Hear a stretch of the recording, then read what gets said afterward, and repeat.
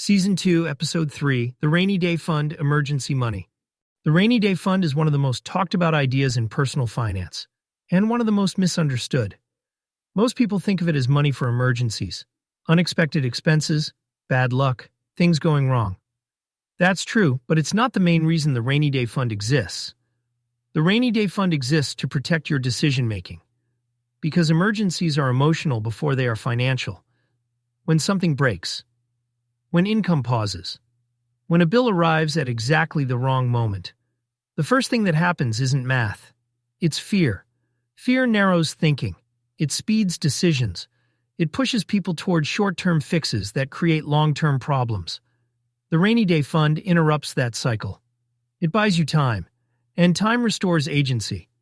With a properly built Rainy Day Fund, the question changes from, "What do I do right now?" to, "What's the best decision here?" That shift is everything. This is why emergency money must be held as immediately accessible cash. Not invested, not locked up, not optimized, not reaching for return. Immediately accessible cash is money you can use without delay, penalty, or second guessing. If you hesitate to use it, if using it creates new problems, if accessing it requires selling something at the wrong time, then it's not doing its job. And this is important. This is not your everyday usable cash. Usable cash supports normal life, spending, smoothing, flexibility. The Rainy Day Fund exists for interruption, not operation. It should be touched rarely. But when it's needed, it must work instantly. The Rainy Day Fund is not there to be efficient. It's there to be dependable. Think of it as shock absorption for your life. Roads without suspension transmit every bump directly into the cabin. Roads with suspension feel smoother, even when the terrain hasn't changed. Your Rainy Day Fund is that suspension. It doesn't prevent bad things from happening.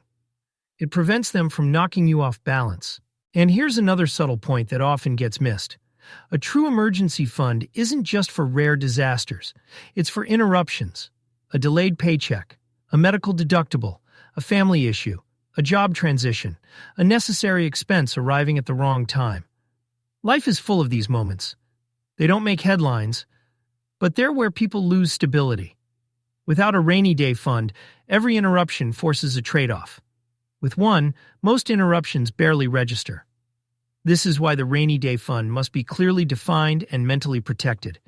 If it's mixed with everyday money, it will slowly disappear. If it's mixed with long-term savings or investments, it will feel inaccessible. Clarity is what gives it strength. In the next episode, we'll answer one of the most anxiety-producing questions in this entire system. When is the rainy day fund enough?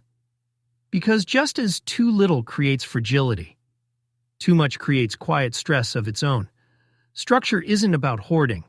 It's about finishing things. And finishing this fund is one of the most relieving moments in the entire system.